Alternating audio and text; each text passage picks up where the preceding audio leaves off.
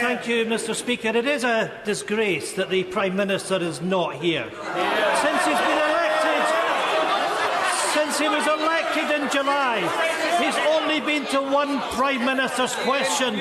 Quite simply, he's running scared from this chamber.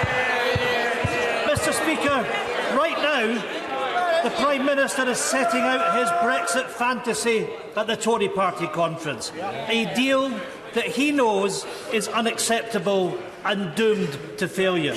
When this deal fails, as they know it will, Downing Street sources have insisted the government will not seek an extension.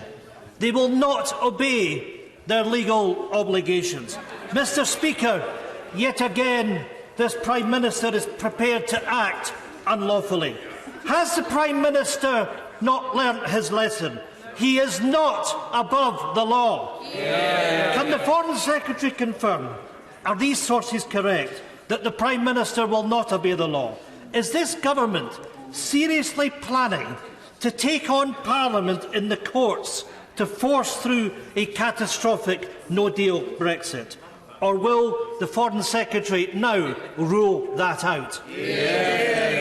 I say to the honourable member, of course this government will always adhere to the law.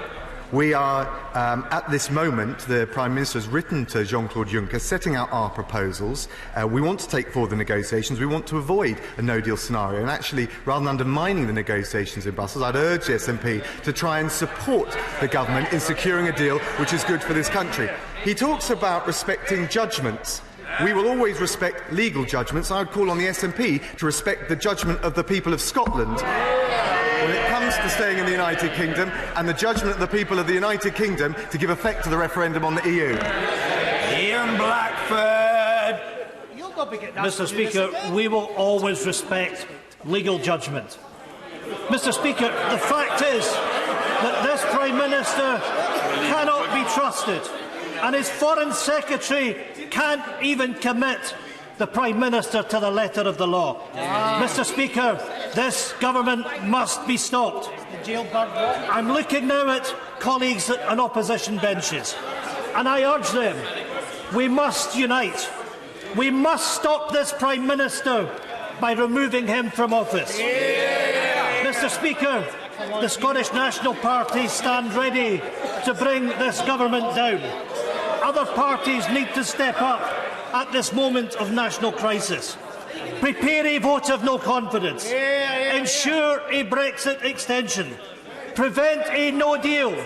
And call a general election. Doing nothing is not an option.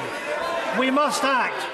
So I ask the Foreign Secretary, will he give the Prime Minister a message from the Scottish National Party? It's not a case of if, but when. We will bring this dangerous government down.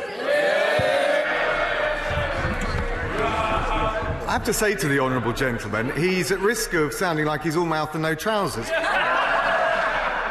because he had the chance to vote for a general election and he turned it down. He had the chance to avoid no deal, and the best chance now is to back this government in securing a good deal, good for the United Kingdom and good for all quarters of the United Kingdom, including the people of Scotland. Mr. Peter Byrne.